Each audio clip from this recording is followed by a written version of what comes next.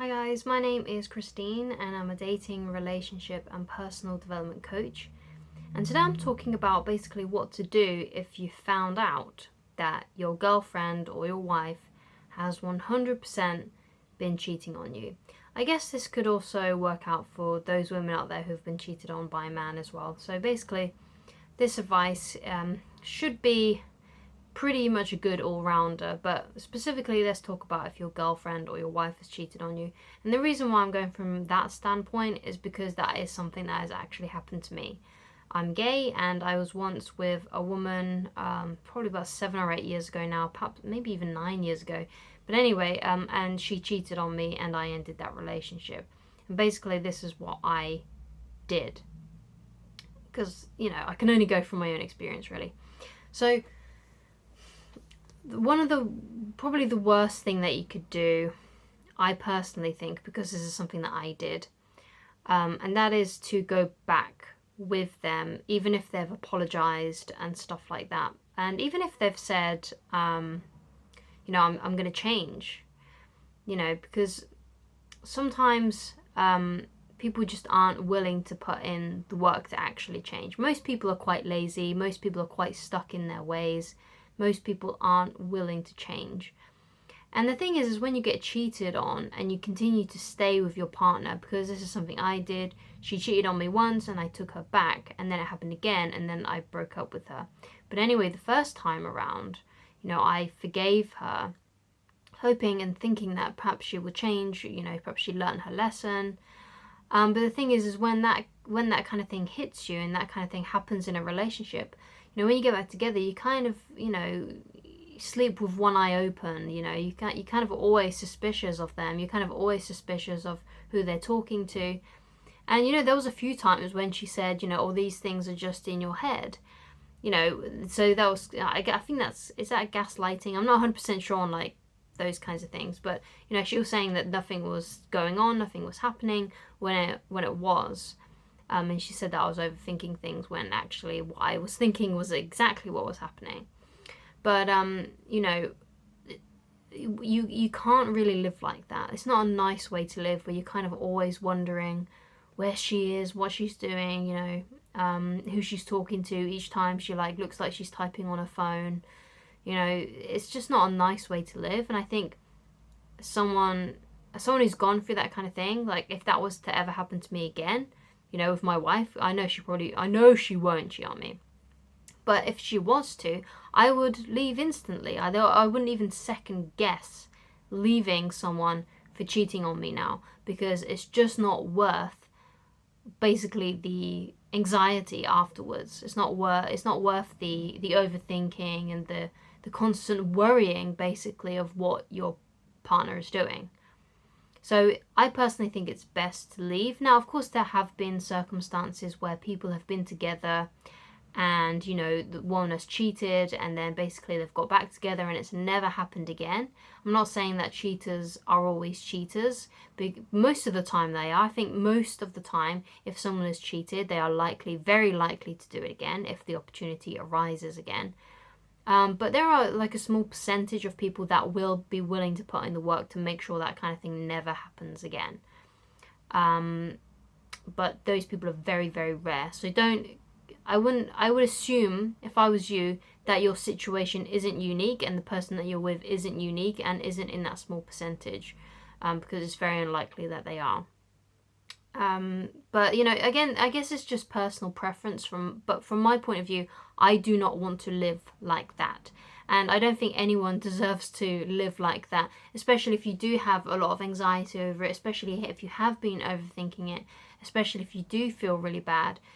Now, of course, sometimes you don't really know how you're going to be unless you actually give your partner a second chance. You don't know how you're going to, maybe perhaps you'll be fine with it. But usually I think most people, when they've been cheated on, they can't really stay with that person in a healthy way because they're always looking behind their back. They're always second guessing what their partner is saying to them. I guess it also depends on, how long the infidelity was going on for. That's something. So obviously there are a lot of things, but to be honest, I don't think it matters too much how long the infidelity went on for. Obviously, it probably really stings if it went on for years and you never knew about it. But, you know, cheating is cheating, whether you find about it instantly or whether you find about it years down the line. Either way, it messes up your head and it messes up the relationship loads. And I think the best thing for someone to do when they've been cheated on is to actually leave that person. Now, of course, you need to make 100% sure that they have cheated on you. You know, you have to make sure that, you know, they're not, you know, you're not just making it up. You got to get proof that they've cheated on you, or it could be the fact that they've actually told you that they've been unfaithful and they cheated on you.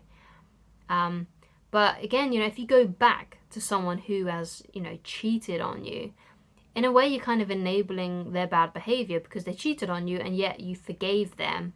And then that might make them think or assume, oh, I can just keep on doing this kind of thing. Like, they're just going to take me back anyway. So it doesn't really matter.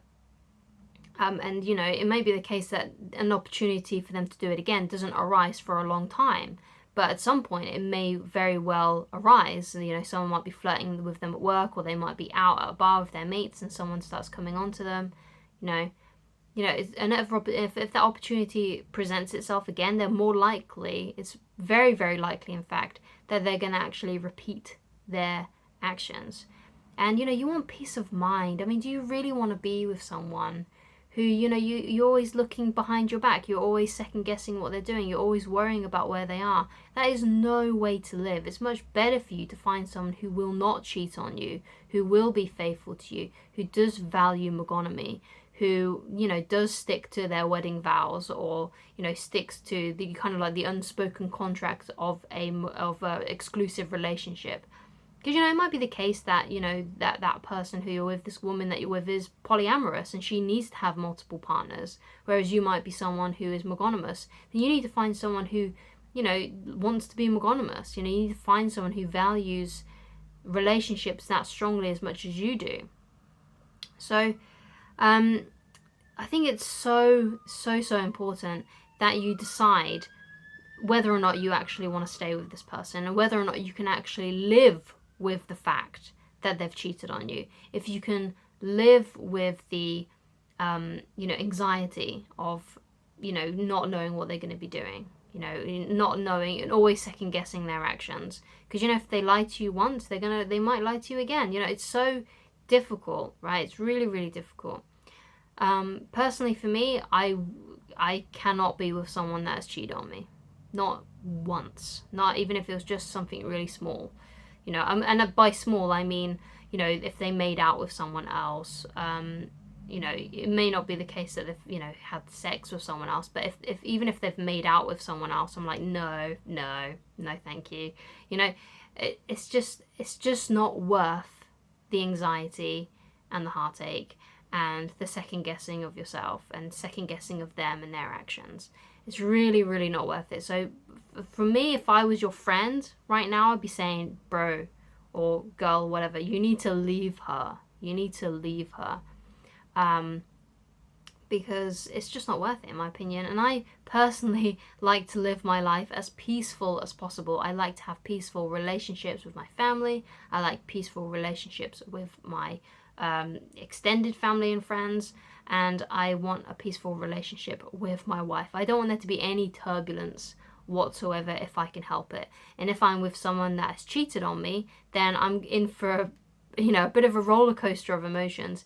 Now, there are some people out there that thrive on that kind of relationship. Some people really love being in relationships where there's lots of drama. I personally am not into it. Perhaps you will like the fact that, and you might find it exciting, that there's a lot of drama in your relationship and, she's cheating on you, or perhaps you're both cheating on each other or doing some crazy stuff, I don't know. And perhaps that's kind of like the kind of life that you want to live. You kind of want to have this kind of, that sort of love affair, whatever. But personally for me, I would say if she has cheated on you and you know 100% that she's cheated on you, you need to leave, because it's very unlikely that she is going to change. And it's best not to assume that she is in that small percentage of women who, will actually change after they've cheated on their spouse or their partner or their boyfriend, girlfriend, whatever. Significant other. It's just not worth it. It really isn't, especially when there are so many nice women out there that will not do anything like that, that do value monogamy. You know, maybe you need to say to your girlfriend, look, I don't think you should be with someone who wants to be monogamous. I think you should be with someone who is polyamorous, because I think you'll have a better time of it then. But never go into a relationship moving forward with someone who actually wants a monogamous relationship, because you're just going to end up breaking people's hearts. So try and find someone who wants to you know, play the field, who wants to be in a polyamorous relationship, but you want a monogamous relationship and you're just not into it. You just don't want to do it, you know. And you're not willing to give her a second chance, or perhaps this has happened before and you're not willing to give her a third chance, and you just say, look, I just don't want to be living basically with this anxiety of what you're up with, what you're up to, and who you might be with. I just don't want to live like that. It's just not fun. I don't want to, it just isn't fun to me. Okay, I want to live a life that is much more peaceful. I want to have a peaceful, harmonious relationship, and you're just not it. And basically that's my advice. That's kind of like the mindset that I finally got to when I broke up with that ex. And I've been better off ever since, basically.